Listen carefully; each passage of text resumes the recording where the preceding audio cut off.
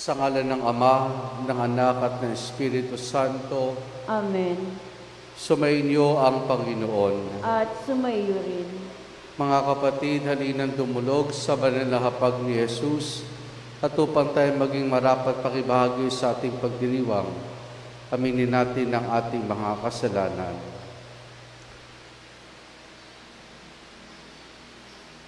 Inaamin ko sa makapangyarihang Diyos at sa inyo mga kapatid, na lubha akong nagkasala sa isip, sa salita at sa gawa, at sa aking pagkukulang.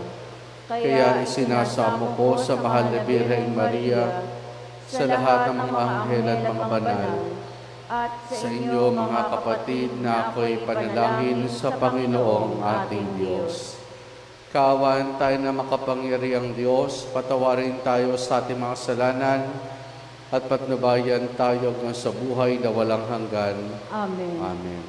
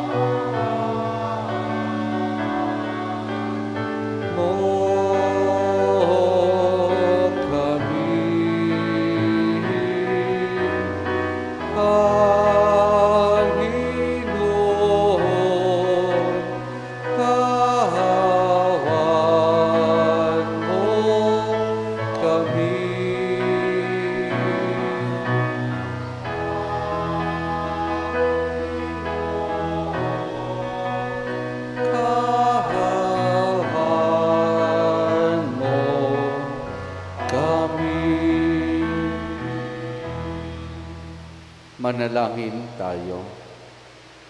Ama naming makapangyarihan, pakundangan sa pagpapakumbaba ng anak mo masunurin, ibinangon mo sa pagkadapaas ang katauhang masubayin. Ipagulo mo sa amin ang banal na kagalakan, upang kaming sanggip mo sa kalipinan ay magkamit ng iyong ligayang walang katapusan. Sa pamamagitan ni Jesus, kasama ng Espiritu Santo, magpa sa walang hanggan. Amen. Amen.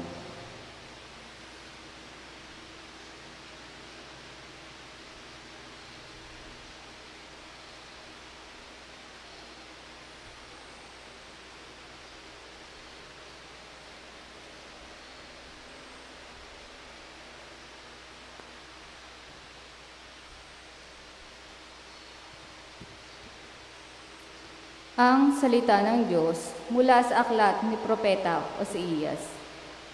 Ito ang sinabi ng Panginoon, humirang sila ng mga hari sa Israel, ngunit hindi sa pamamagitan ko. Naglagay sila ng mga pinuno, ngunit di ayon sa aking kagustuhan. Ang kanilang mga alas na ginto at pilak ay ginawa nilang Diyos-Diyosan, at ito ang kanilang sinamba. Itinatakwil ko ang guyang ginto. Itinatakwil ko ang guyang ginto ninyo, mga taga-Samaria. Nagpupuyos ang galit ko sa kanila. Kailan pa sila dapat parusahan? Ang Diyos-Diyosang iyan ay ginawa ng tao, hindi iyan ng Diyos. Kaya't ang guya ng Samaria ay nagkadurog-durog. Hangin ang kanilang inihasik at ipo-ipo ang aanihin nila. Ang nakatayong mga trigo'y walang uhay, kaya't walang makukuhang harina. At kung magbunga man iyon, ay lalamunin lamang ng mga dayuhan. Dahil sa pagpaparami ng mga dambana, naging daan iyon para dumami ang kasalanan ng Efraim. Sumulat man ako ng 10,000 kautusan, ito'y pagtatawalan lamang nila. Mahilig silang maghandog, naghahain sila ng karne at kinakain nila ito. Ngunit hindi nalulugod sa kanila ang Panginoon. Gugunitain niya ang kanilang kalikuan at parurusahan sila dahil sa kanilang mga kasalanan. Sila ay magbabalik ng Ehipto. Ang salita ng Diyos. Salamat sa Diyos. Tugon sa Salmo. Israel na bayan ng Diyos, pupurihin mo siyang lubos. Israel na bayan ng Diyos, papurihan mo siyang lubos. Ang Diyos namin nasa langit. Naroon ang Diyos namin. Ang kanyang ginawa ay kung ano ang ibigin. Ginawa sa ginto't pilak ang kanilang mga Diyos. Sa kanilang mga kamay nitong tao ang nag-ayos. Israel na bayan ng Diyos, papurihan mo siyang lubos. Totoo nga at may bibig, ngunit hindi magsalita. At hindi rin makakita mga matang sadyang-sadya. At hindi rin nakarinig ang kanilang mga tainga, ni hindi rin nakaamoy ang ginawang ilong nila. Israel na bayan ng Diyos, papurihan mo siyang lubos. Totoo nga na mayroong kamay, ngunit walang pakiramdam. Mga paay mayroon din, ngunit hindi maihakbang. Ang gumawa sa kanila at pati ang nagtiwala, sana ay makatulad din ng gayong Diyos na gumawa. Israel na bayan ng Diyos, papurihan mo siyang lubos. Ikaw bayan ng Israel, magtiwala sa Panginoon. Siya ang iyong sanggalang, laging handa na tumulong. Kayong mga saserdote, sa Diyos ay magtiwala. Kayo'y kanyang iingatan, ilalayo sa masama. Israel na bayan ng Diyos, papurihan mo siyang lubos.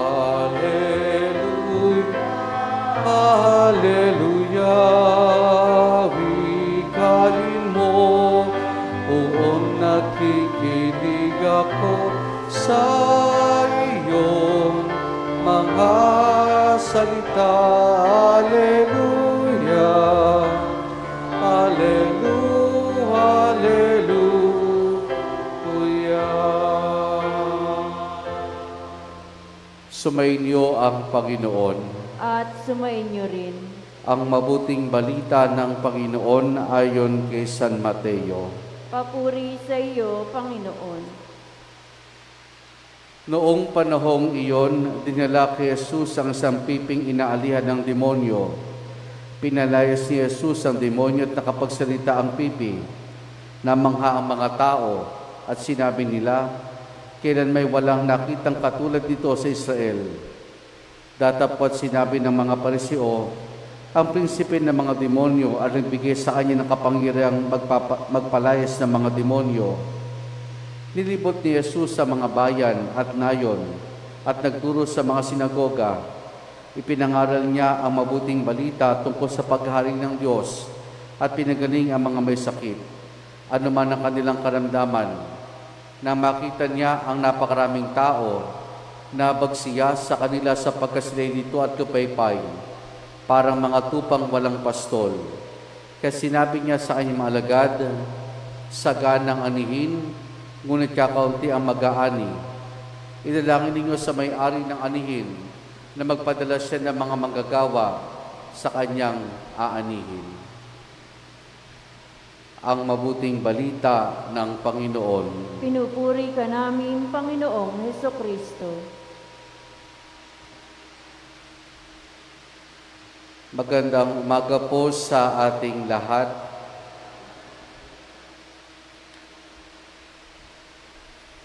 Mayroong isang kontraktor na hinahire ng isang kumpanya at ang kumpanya ito ay isang real estate. Kaya nagtatayo sila ng mga bahay. Kayo yung contractor na ito, sa halip na maging tapat doon sa kanyang mga tinatayong bahay, madalas ay, sabi nga ay kulang-kulang, substandard yung kanyang mga tinatayong mga bahay. At ang resulta nito, kumikita siya ng malaki. Ngayon din, di rin niya iniisip kung ano mangyayari doon sa mga nakatira kung sakali magkaroon ng malaking mga delubyo dulot ng kalamidad. Matapos sa ilang taon sa kumpanya, ay nagdesisyon ito na huwag na mag-renew ng kanyang kontrata. At meron na isang huling bahay na pinagawa. Yung huling bahay na yon, ganun pa rin, substandard.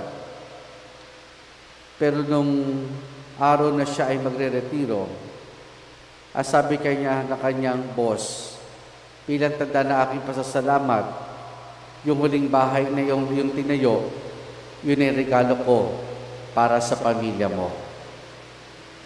Yung huling bahay ni tayo mo, yun ang regalo ko sa iyong pamilya.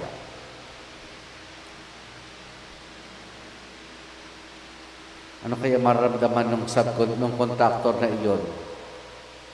Na siya mismo at pamilya niya ang maninirahan doon sa huling bahay na ginawa niya.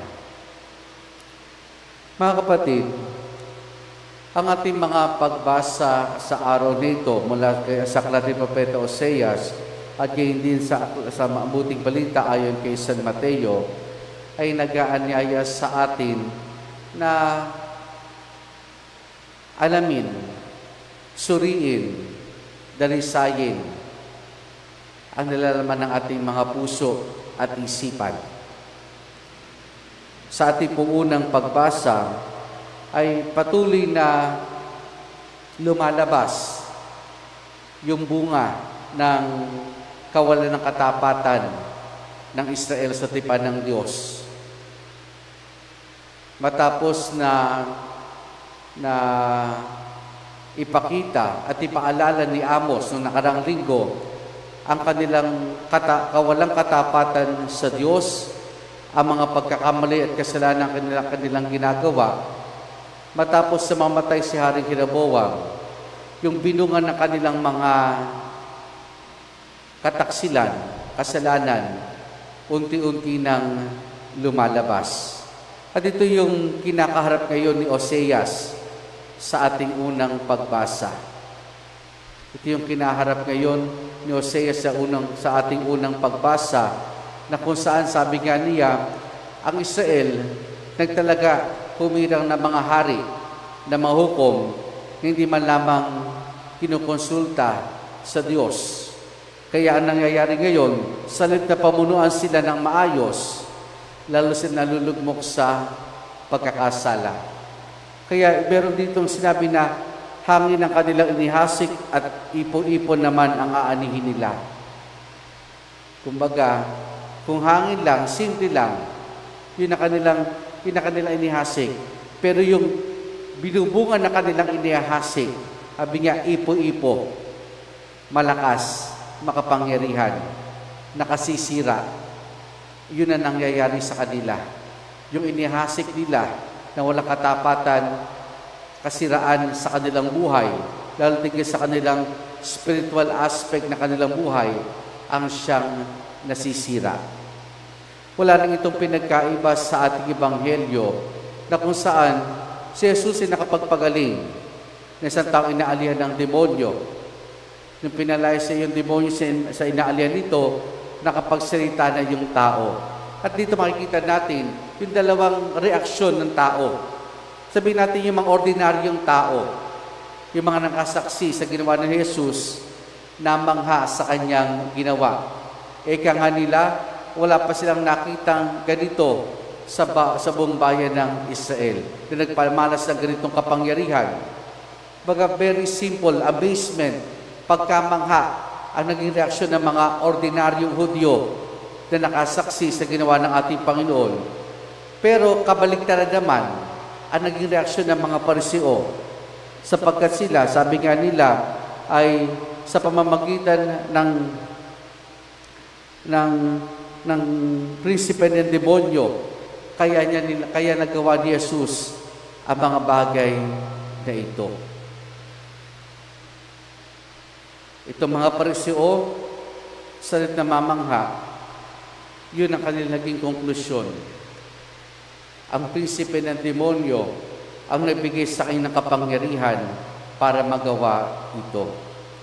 Dito makikita natin yung nilalaman ng puso ng dalawang grupong tao ito. Yung unang tao, simple, pagkamangha, ang nilalaman ng kanilang puso, ng kanilang isipan, kaya ganoon na lamang ang kanilang naging reaksyon sa ating Panginoon. Samantala itong mga Pariseo, ano nilalaman ng kanilang puso? Inggit, selos. Kaya yun ang namutawi sa kanilang mga bibig, sa kanilang puso at isipan.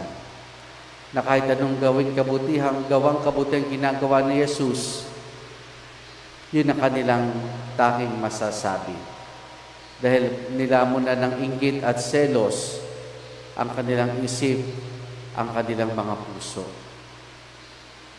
Mga kapatid, ano nilalaman ng puso ng bawat isa sa atin? Ano nilalaman ng isipan ng bawat isa sa atin? Kasi kung ano yung meron tayo sa ating kalooban, ito yung lalabas sa atin. Sa anumang sitwasyon, sa anumang kabutihang maranasan natin, o makita natin ginagawa ng ating kapwa-tao. Kaya mahalaga, patuloy na pagsusuri, paglilinis ng nilalaman ng ating isip at puso. Dahil maaring kasiraan o kaayusan ang idulot nito, hindi lamang sa ating kapwa, lalo tigit sa ating sarili. Amen.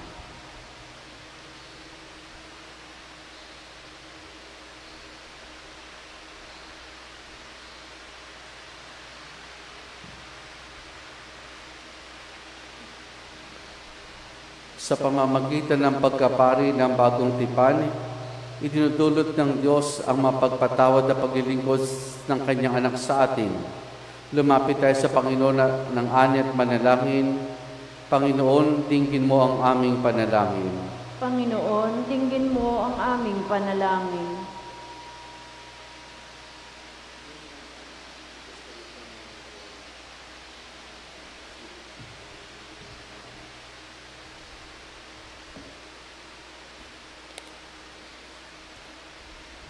Ang mga tinawag sa paglilingkod sa bayan ng Diyos bilang mga pari, naway dumami pa. Manalangin tayo sa Panginoon. Panginoon, dinggin mo ang aming panalangin. Ang mga bansang sarado sa Ebanghelyo, naway maihanda at maging matatabang lupa para sa paggasik ng salita ng Diyos. Manalangin tayo sa Panginoon. Panginoon, dinggin mo ang aming panalangin. Ang mga naglilingkod na pari, madre, relihiyoso, katikista at laikong apostolado, naway makahikayat ng iba pa upang sumama sa kanila. Manalangin tayo sa Panginoon. Panginoon, dinggin mo ang aming panalangin.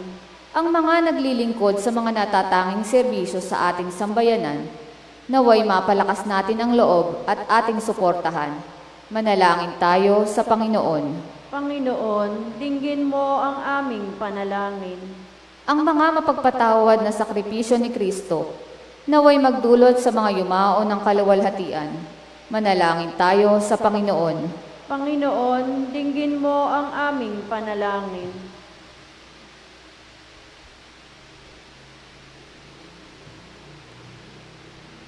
Sama rin natin sa ating pananalangin sa misang ito, ang pasasalamat at intensyon ni Angel Boy Cruz Jr., kaya din para sa natatanging kahilingan ni Rachel Tobana, at para sa kapayapaan ng kaluluwa ni Orlando, Angel, Lourdes, Roberto, Rolando, Carmen, Julian Herminio, John Benedict, Eleazar, at Arturo Jr.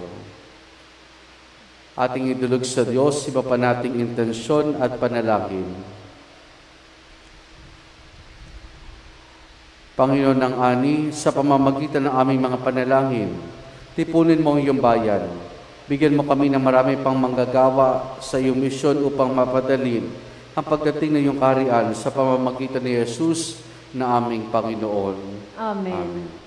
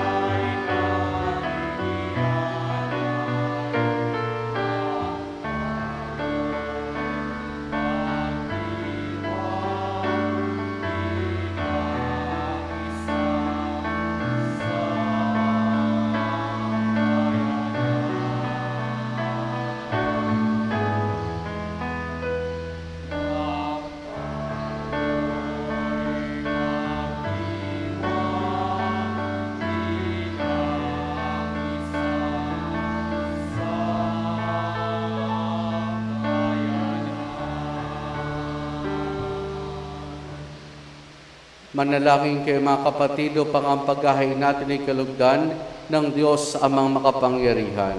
Tanggapin nawa ng Panginoon itong paghahain sa iyong mga kamay, sa kapurihan niya at karangalan sa ating kapakinabangan at sa buong sambayanan niyang banal. Ama naming lumikha, ang paghahain namin sa iyong ngalan ay sinawang sa aming dumalisay, upang ito'y maging pagganap araw-araw ng aming paglipat sa buhay sa kalangitan, sa pamamagitan ni Jesus kasama ng Espiritu Santo, magpa sa walang hanggan. Amen. Sumainyo ang Panginoon. At sumaiyo rin. Taas sa Diyos sa inyong puso at diwa. Itinaas na namin sa Panginoon. Pasalamatan natin ang Panginoong ating Diyos. Marapat na siya ay pasalamatan. Ama naming makapangyarihan, tunay nga marapat na ikaw ay aming pasalamatan sa pamamagitan ni Jesus na aming Panginoon. Siya naging kapwa naming maasahan upang may maunang umakaw sa pananagutan. Dahil hangad mo magbago ang kinamias ng pagkakanya-kanya ng sangkatauhan. Bunga ng pagtitiis siya inanaig, at nakamatay kanya na lupig. Kaya siya aming daan para aming masapit ang tapat at maasahang pag-ibig.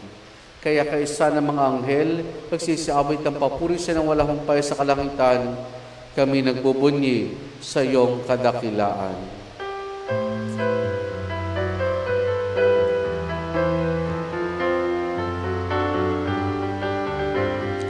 Santo,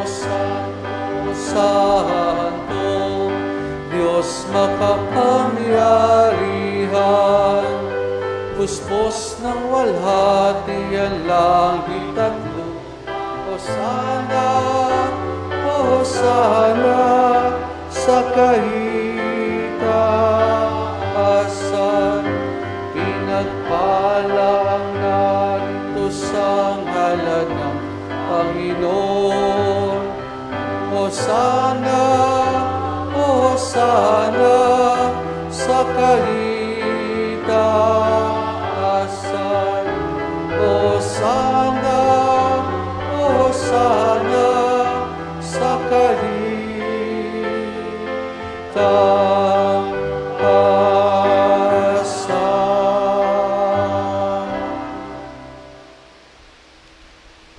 Ama naming banal, ikaw ang bukal ng tanang kabanalan.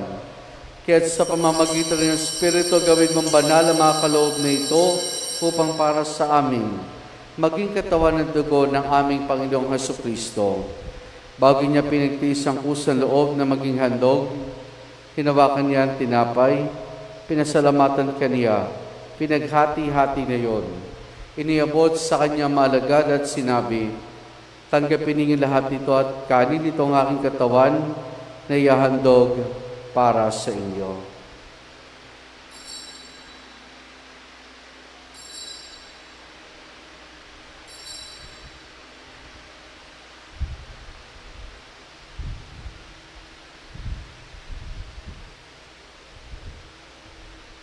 Gayun din naman na matapos ang hapunan, hinawakan niya ang kalis.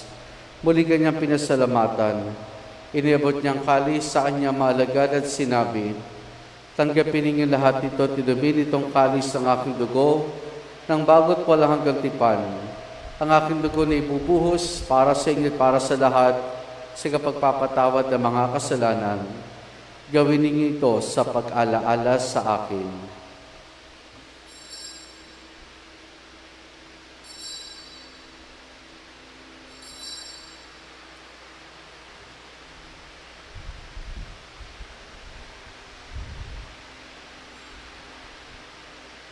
Ang misteryo ng ating pananampalataya. Aming ipinahayag na namatay ang iyong anak, nabuhay bilang Mesiyas at magpabalik sa wakas para mahayag sa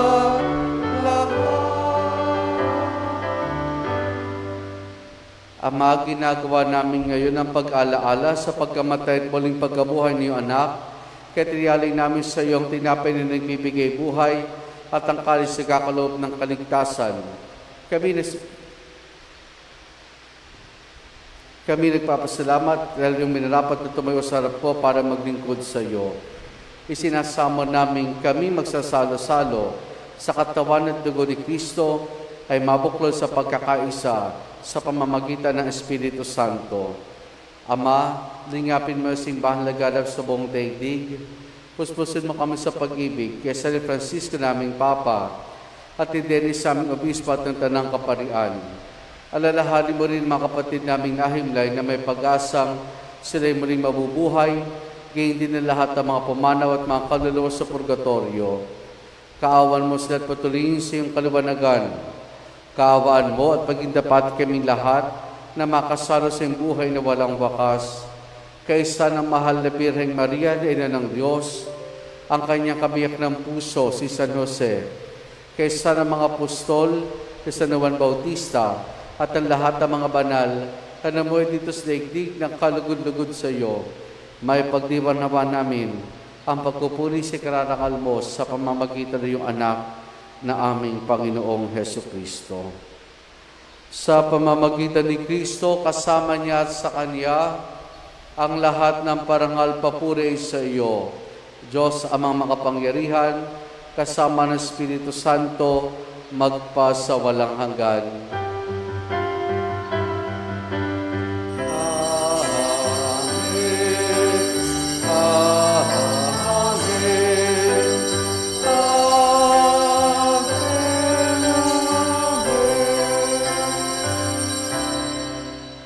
Sa tagubilin ng mga nakagagaling na utos, sa turo ni Jesus na Panginoon natin na Diyos, ipahayag natin ng lakas loob.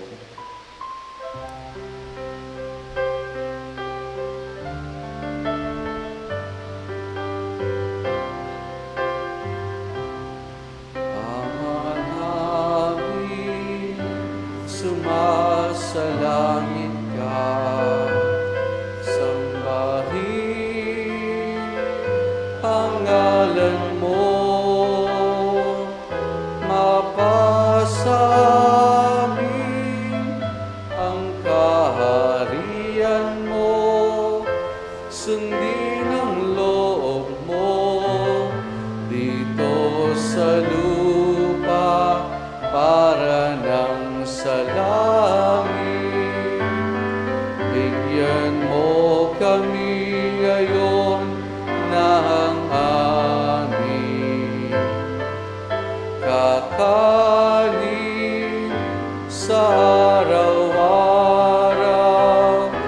at patawarin mo kami sa aming mga sala para ng pagpapatawad namin sa nagkakasala sa amin, at huwag mo kami ipahintulot sa tukso, at iadya mo kami sa lahat ng masama.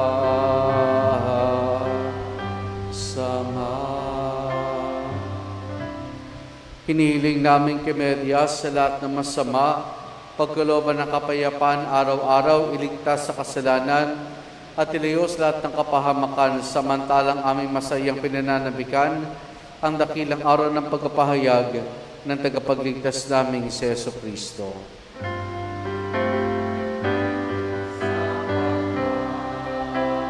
Iyong kaharian at ang kapangyarihan at ang kapurihan magpakailanman. Amen.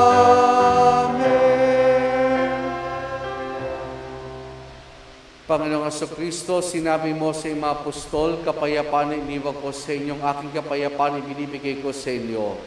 Tunghayan mong aming pananampalataya at huwag ang aming mga pagkakasala.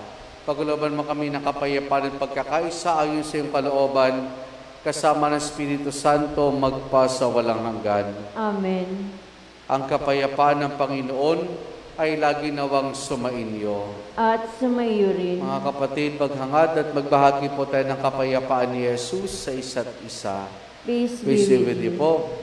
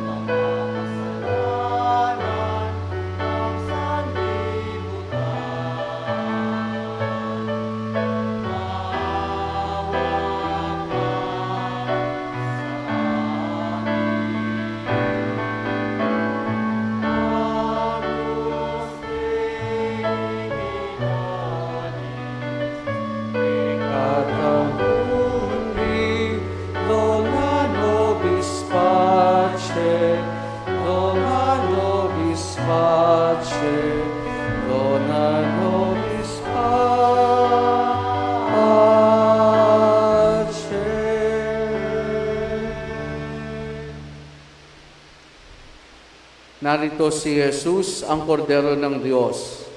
Siya nag-aling sa mga kasalanan ng sanlibutan. Mapalad ang mga inaanaya niya makiisa sa kanyang banal na piging. Panginoon, hindi ako karapat-dapat magpatuloy sa iyo, ngunit sa isang salita mo lamang ay gagaling na ako.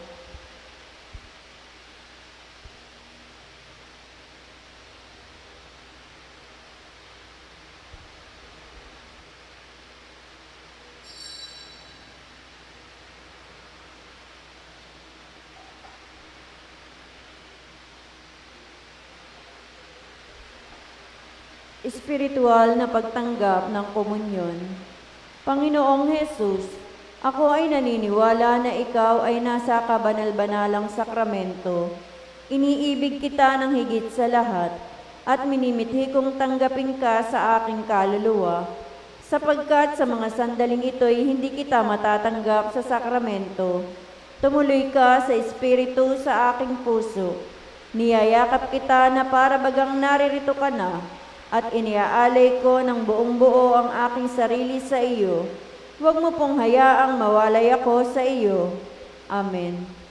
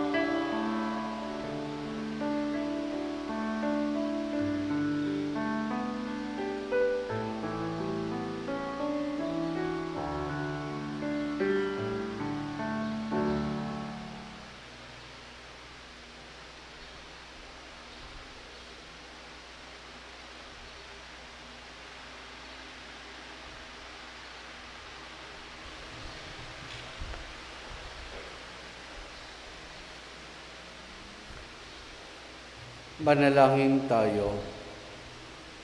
Ama naming mapagmahal, kami yung pinapakinabang, ilobin mong lagi lumingon sa pinanggalingan at tanggap namin ngayon para pagsaluhan sa pamamagitan ni Jesus, kasama ng Espiritu Santo, magpa sa walang hanggan. Amen. Sumainyo ang Panginoon. At sumaiyo rin. At pagpalain tayong lahat ng mabutit mapagmahal na Diyos Ama, Anak at Espiritu Santo. Amen. Naialay na natin ang pagdiriwang ng banal na misa. Humayo tayong taglayang kapayapaan at pag-ibig ng Panginoon. Salamat sa Diyos. Purihin po natin ang ating Panginoon.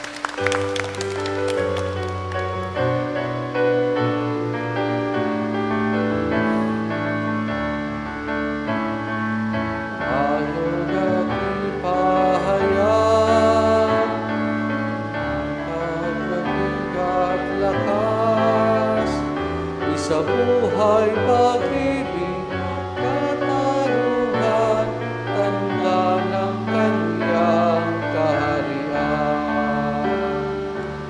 Magandang umaga po sa ating lahat.